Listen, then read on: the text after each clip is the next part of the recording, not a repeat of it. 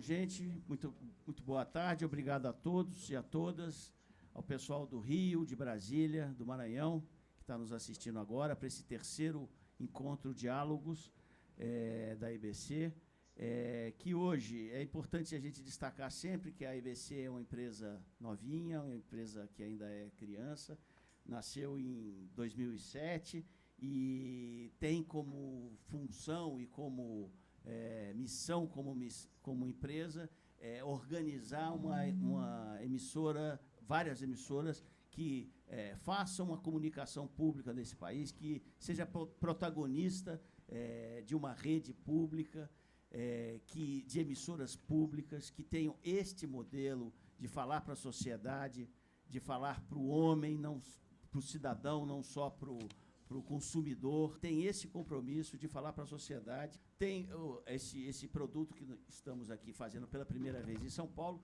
tem como objetivo, na verdade, ajudar na formação dos nossos jornalistas, precisam entender mais e discutir mais o porquê desse produto que a gente faz aqui. Quer dizer, do porquê de um jornalismo público, do porquê de um esporte diferenciado. O motivo, esta é, na verdade, a motivação que levou a gerência de comunicação a promover esses diálogos EBC.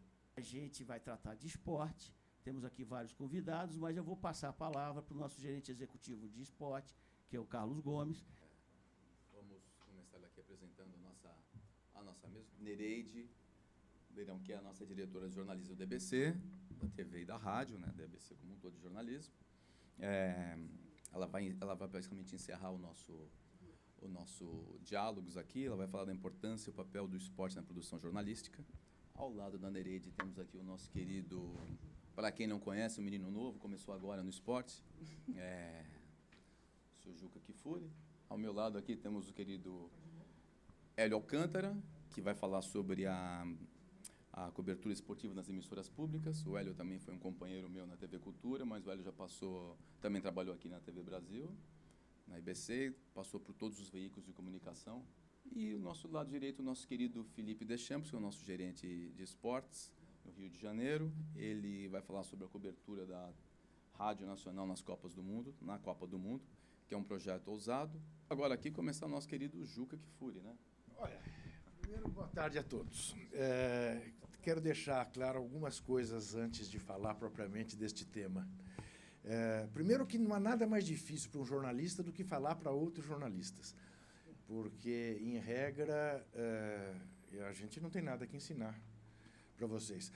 Dizem que o diabo é sábio, mas, de fato, ele é, mas não é porque ele é mais inteligente do que os outros, é apenas porque ele é mais velho, né? Essa é a distinção.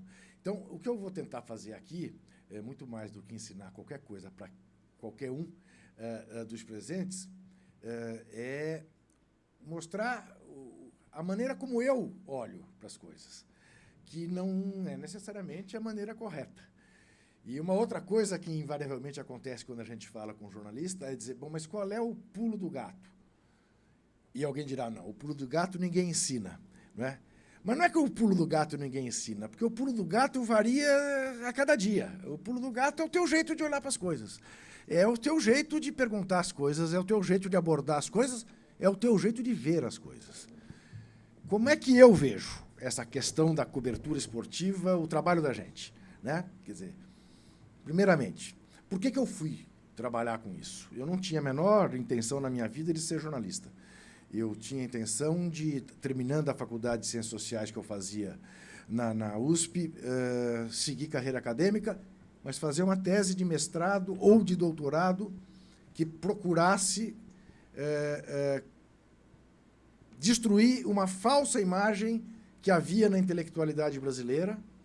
Estamos falando do período da ditadura, tá? Eu entro na faculdade em plena ditadura Médici, que futebol era alienante, que futebol era o ópio do povo. A nossa inteligência, a nossa esquerda, tinha isto como uma verdade absoluta, a ponto de imaginar que torceria contra a seleção brasileira na Copa de 70. Há um filme brilhante do Karl Hamburger que mostra como isto não resistiu ao primeiro gol do Rivellino, não é? Contra a Tchecoslováquia, país da órbita comunista, que saiu na frente com 1-0, gol do Petras, que, curiosamente, o comunista ajoelhou e fez o nome do padre. O comunista não era ateu. Imagine vocês que coisa maluca, né? E aí, a esquerda ia torcer contra a seleção brasileira, porque cada gol do Brasil atrasava em 10 anos a Revolução Brasileira. Bobagem.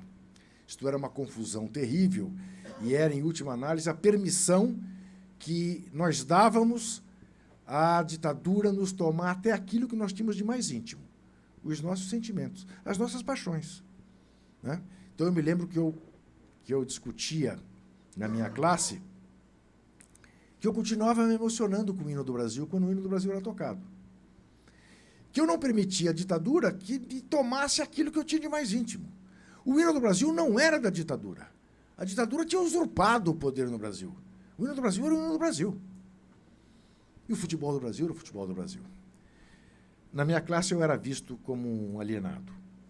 Éramos 21 alunos, e eu sei disso porque um professor, o Gabriel Kohn, marcou uma prova para quarta-feira em que jogariam Brasil e Romênia. E eu disse a ele que eu não faria a prova. E a minha classe me vaiou. E ele, muito democrático, me disse à classe, não, vamos resolver isso no voto. Se mantém a prova ou se marca para um outro dia. E deu 20-1 pela manutenção da prova.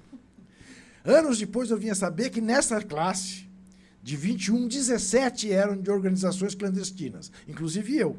Claro que um falava para o outro isso. Mas aconteceu que no ano seguinte houve os Jogos Pan-Americanos de Porto Rico. E a final do basquete masculino foi Brasil e Cuba. E eu disse à classe que eu ia torcer para o Brasil. Quase fui linchado. Disse, como é que você vai torcer contra o time do comandante? Dizer, olha, a Revolução Cubana é uma coisa. O jogo de basquete entre Brasil e Cuba é outra, completamente diferente. Eu vou torcer para o Brasil. Por que eu estou falando isso tudo? Estou dando esse exemplo, né? Eu acabei virando jornalista, porque, enfim, circunstâncias me levaram a trabalhar na Editora Abril, no nascimento da revista Placar. E, quando eu me dei conta, parei a pós-graduação com o professor Francisco Vefort e fui ser chefe de reportagem de Placar. Por que eu estou falando isso tudo? Porque eu acho que é indissociável da vida brasileira a maneira como o brasileiro se relaciona com o futebol, a maneira como o brasileiro se relaciona com o esporte. Você não ter a visão da importância que culturalmente o futebol tem no Brasil, o que não nos transforma no país do futebol, essa é uma das mentiras que nós gostamos de contar para nós mesmos, que nós somos o país do futebol. Nós provavelmente somos o país que mais produz talentos como jogadores de futebol, mas a Alemanha é muito mais país de futebol do que o Brasil, a Inglaterra é muito mais, a Argentina é mais.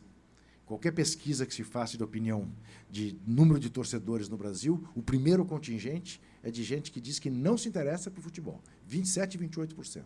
Depois vem a torcida do Flamengo, depois vem a torcida do Corinthians. Você faz essa mesma pesquisa na Argentina, o primeiro contingente é de torcedor do Boca Juniors, segundo do River Plate, terceiro de gente que não se interessa por futebol. A média de público na Alemanha é de 45 mil pessoas por jogo. Aqui no Brasil é 15. A segunda divisão alemã tem média de público maior que a da primeira brasileira. A inglesa também. Pior do que isso, a média de público da Major League nos Estados Unidos é maior do que no Brasil. Então, temos que olhar para isso com todos os cuidados. Agora, que o futebol é uma coisa incorporada no nosso vocabulário, nas nossas metáforas, isso é óbvio. Que o futebol teve que vencer barreiras para ser aceito na nossa elite, é tão óbvio que os jogadores do Fluminense, no começo do clube, tinham que passar pó de arroz na pele para branquear. Porque também isto faz parte de outra coisa do imaginário brasileiro que não corresponde à realidade. Que nós vivemos numa democracia racial, que no Brasil não há racismo, né? Isto tudo, para mim, é o que importa quando eu olho para um jogo de futebol. Quando eu olho para uma Copa do Mundo, seja ela fora do Brasil, seja ela no Brasil. E aí sim, nós somos provavelmente o país da Copa do Mundo. Em nenhum outro lugar do mundo, eu já estou indo para a minha 8ª cobertura de Copa do Mundo, em loco,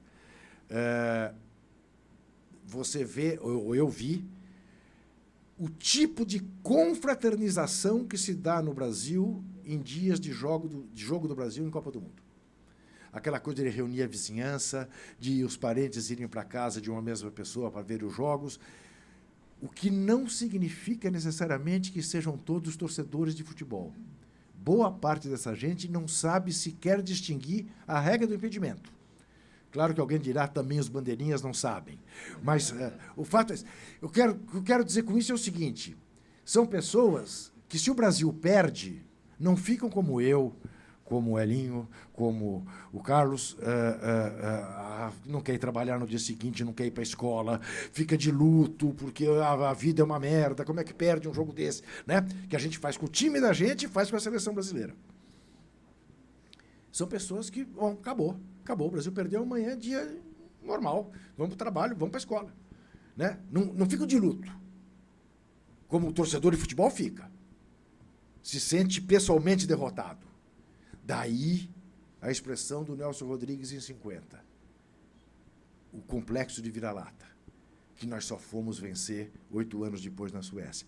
Porque ali era a demonstração para nós brasileiros de que nós não éramos capazes. A tal ponto, é bom sempre pontuar isto, que um goleiro negro entrou para a história como culpado. Por causa disso, durante anos, a seleção brasileira não teve goleiros negros. E, curiosamente, o jogador que o próprio Brasil elegeu como o grande herói daquela Copa, ele grande capitão uruguaio, Obdúlio Varela, também era negro. Então, é uma contradição em termos. Então, o Barbosa falhou porque era negro. E o Obdúlio Varela é o grande herói, mas também era negro. Lembra aquele anúncio dos japoneses? Os nossos japoneses são melhores do que os deles? Os negros uruguaios, será que são melhores do que os nossos? Nós vamos ter 2 Copas do Mundo no Brasil, daqui a 80 dias. Uma dentro do campo, outra nas ruas. Nós vamos ter que olhar para essas 2 Copas do Mundo. Invariavelmente, quando a gente vai cobrir uma Copa do Mundo, a gente vai cobrir fora do país da gente e a gente vai cobrir futebol. O periférico é rigorosamente o periférico. Aqui não será. Aqui nós vamos ter, provavelmente, uma lindíssima festa dentro dos estádios e uma situação de tensão fora deles. Agravado ou não de acordo com o desenvolvimento da própria Copa. Quanto tempo a seleção brasileira disputará a Copa? Razão pela qual me parece muito claro que Dona FIFA terá todo o interesse do mundo de levar a seleção brasileira à final da Copa. Ela, invariavelmente, tem muito boa vontade com o país anfitrião. Ela procura empurrar o país anfitrião mais que pode, sem dar muito na cara. Ajudar o Brasil é fácil, dada a qualidade do time do Brasil, depois do que se revelou na Copa das Confederações. E aí eu acho que está um pouco o segredo do que a gente vai ter que olhar para essa Copa. Né? O entendimento de que maneira... Veja que país maluco esse o nosso. Como essa, é curioso observar isso. Antes de junho do ano passado, o Brasil era um país rigorosamente dando as cartas no cenário mundial, capa do Economist, o país que decolou e tudo mais, e a seleção brasileira estava para baixo, mas para baixo, eu ia usar uma expressão feia aqui, não vou usar, mas daquilo de cobra, né? Estava lá embaixo. Acabou julho. O Brasil era um país cheio de problemas, em que as pessoas foram às ruas protestar, e a seleção brasileira era campeã da Copa das Confederações, já era de novo uma das melhores do mundo, já era de novo favorita à Copa do Mundo. Eu acho essencial entender o que aconteceu ali para projetar o que tem pela frente. O que aconteceu ali, é claro que as manifestações não foram um protesto contra a Copa a Copa das Confederações, mas a Copa das Confederações provavelmente foi uma gota d'água que transbordou o copo de um país que olhou para 6 novos estádios, ditas arenas, como se fala modernamente, olhou para elas e disse: opa, se eu sou capaz, se nós somos capazes de fazer arenas tão belas, por que não somos capazes de fazer escolas desse gênero, hospitais desse tipo, transportes públicos desse tipo? E surgiu o tal padrão FIFA. O padrão FIFA impregnou as ruas e impregnou a torcida nos estádios. Houve uma tendência de se olhar para quem estava nos estádios e chamar aquela gente de alienados. Eu tenho uma visão absolutamente oposta. E acho que foi fortíssimo combustível para o Brasil ganhar a Copa das Confederações a partir de Fortaleza, quando a torcida cantou o hino brasileiro a capela, e aquilo tomou conta do time. E basta vocês olharem, pesquisar aqueles jogos da Copa, em 90% deles o Brasil fez um gol antes de 10 minutos, porque o time estava absolutamente turbinado por aquele combustível, que era um combustível de uma torcida que estava manifestando na cantoria do hino à capela a solidariedade a quem estava na rua. Com uma diferença, tinha poder aquisitivo para estar dentro do estádio, e quem estava na rua não tinha. E a Copa do Mundo e a Copa das Confederações são copas feitas para a porção belga do Brasil, não para a porção índia, para usar a terminologia do Edmar Baixa. Né? Na Belíndia brasileira, Copa do Mundo é para a Bélgica. A Índia vai ver na televisão. E a gente tem que se dar conta disso. E a gente tem que ter esse olhar permanentemente. O olhar de que o que está acontecendo dentro do campo não se esgota dentro do campo.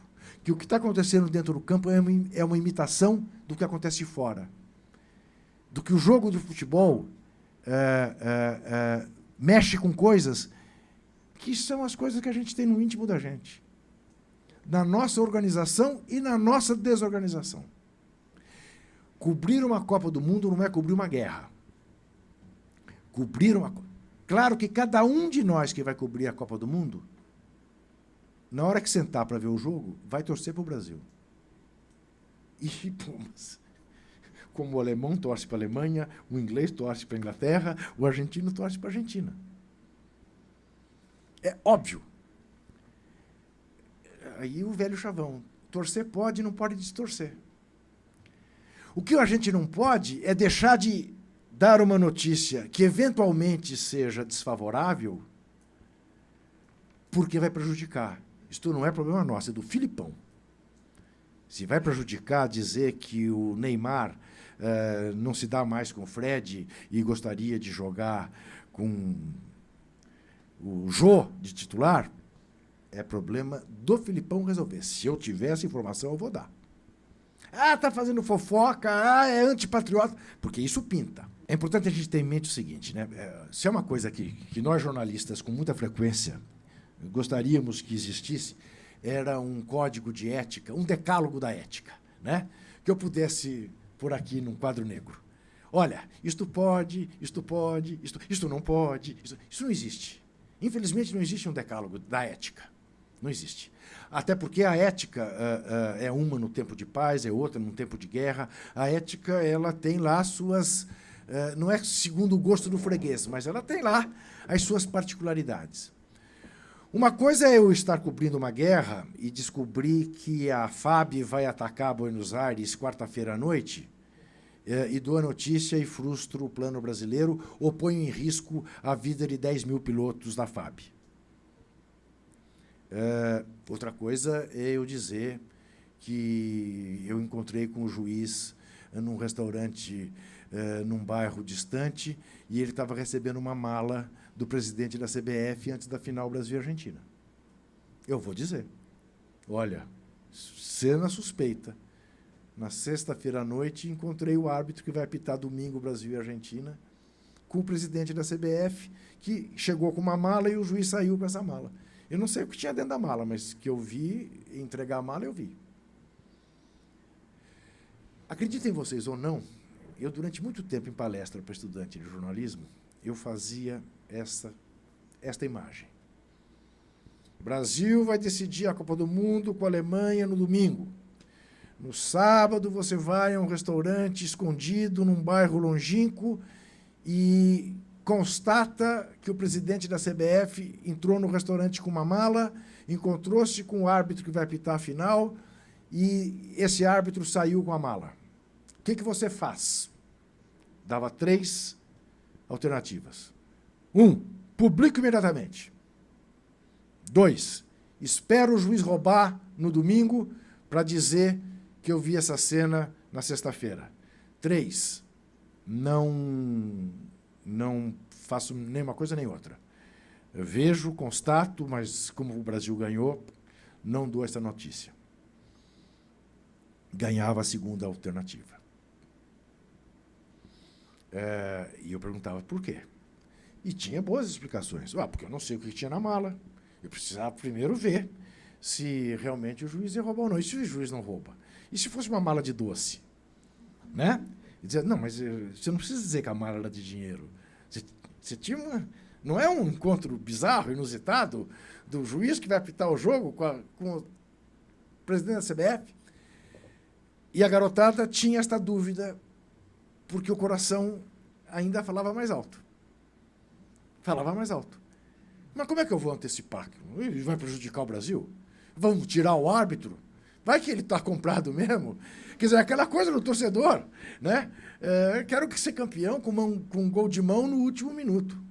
O torcedor pode. Nós não podemos. Nós não podemos. Na guerra, eventualmente, a gente é testemunha de tantas discussões. Lembra-se que no último conflito que os Estados Unidos entraram, tinha lá aquela história dos jornalistas embutidos, né? Que iam junto das incursões militares e que fizeram uma cobertura que até hoje a imprensa americana se envergonha de ter feito.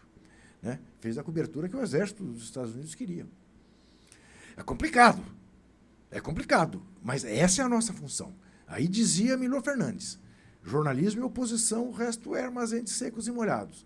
A gente tem que olhar para as coisas para todos os lados possíveis. E existe um padrão de TV, de cobertura de TV no Brasil, de jornalismo de TV, principalmente da TV aberta, que é desastroso.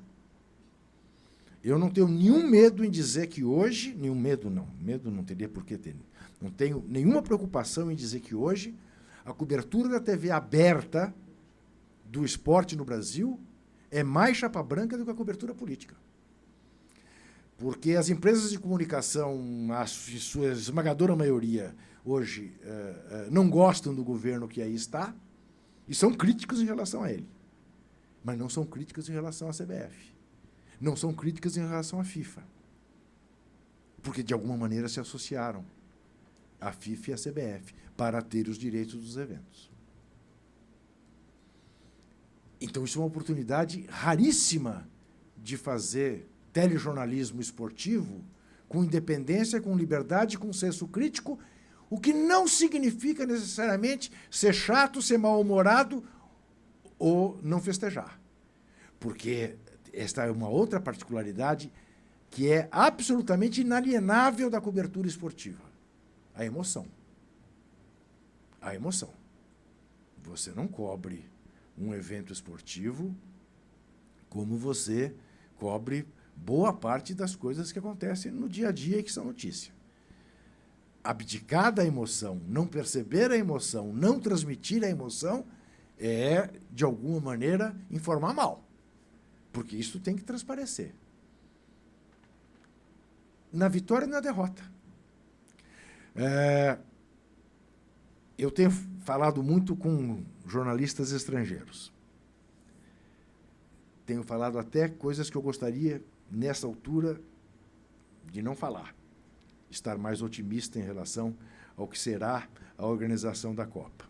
Mas há duas coisas que me chamam muito a atenção. Primeiro, a ignorância da imprensa estrangeira em relação ao que é o Brasil. Se tem do Brasil a imagem do carnaval, das mulheres nuas, do litoral belíssimo, do beautiful game, ponto. A imprensa internacional ficou absolutamente perplexa com as manifestações de junho. E você pergunta para o jornalista alemão, para o jornalista inglês, para o jornalista americano, italiano, o que você sabe do Brasil? Não é que eu queira que você saiba das Sabinadas, de Chimangos e Maragatos, da Revolução de 30, tudo bem, você não precisa saber. Mas você já se deu conta, para pegar as últimas 3 décadas, que em poucos países houve tanta mobilização como houve no Brasil? Que 30 anos atrás tinha mais de 1 milhão de pessoas na rua clamando pelas diretas já? Que em seguida tinha mais de 1 milhão de pessoas nas ruas pedindo impeachment do resultado das diretas já? Que esse é um país que incluiu milhões de pessoas nos últimos 20 anos e que essas pessoas hoje que vão à escola querem escolas melhores? Que essas pessoas hoje que têm um sistema de saúde que o atende precariamente, quer que atenda melhor? Que essas pessoas hoje que compraram automóvel querem poder andar com seus automóveis e não ficar congestionado no trânsito? E querem transportes coletivos de melhor qualidade? Esse é o Brasil. Esse Brasil vai reaparecer de novo. Agora, para mais gente, porque a Copa das Confederações era para 6 países, agora é para 32. É para 32. Esse país, às vezes, não é conhecido de nós mesmos. Este país não aparece nas coberturas esportivas. Por que não? Quem disse que não pode? Está politizando, afinal estamos tratando de uma coisa que é entretenimento. É entretenimento na hora que está acontecendo. O jogo de futebol, o jogo de vôlei, o jogo de basquete, a prova de natação. Mas está dentro de um todo que não pode não aparecer. Não pode não aparecer. Pobre de quem acha que futebol é uma coisa que se restringe às 4 linhas do campo. Esse sim é o alienado.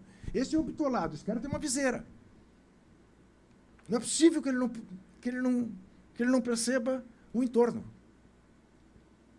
E o entorno tem efeito naquilo que acontece dentro das 4 linhas.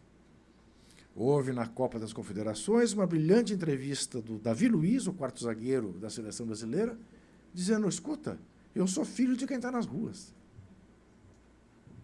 Quem são os jogadores de futebol da seleção brasileira? São os filhos de quem está nas ruas. Não são os filhos da elite, com raríssimas exceções. O Kaká. Quem? Né? Então, acho que é isso. A gente tem diante de nós um belíssimo desafio de fazer uma cobertura que seja marcante. E até de treinar para as Olimpíadas, porque, para nossa felicidade, daqui a 2 anos tem mais no Rio de Janeiro. Né? E acho que é isso. É se despir de preconceitos, de achar que a cobertura esportiva é uma coisa menor, que o futebol é uma coisa desimportante. Já dizia um filósofo escocês chamado Bill Shankly, que foi técnico e depois gerente do Liverpool, no período em que o Liverpool tomou conta do futebol europeu. Ele dizia o seguinte: evidentemente, o futebol não é uma questão de vida ou de morte. É muito mais do que isso. Muito obrigado.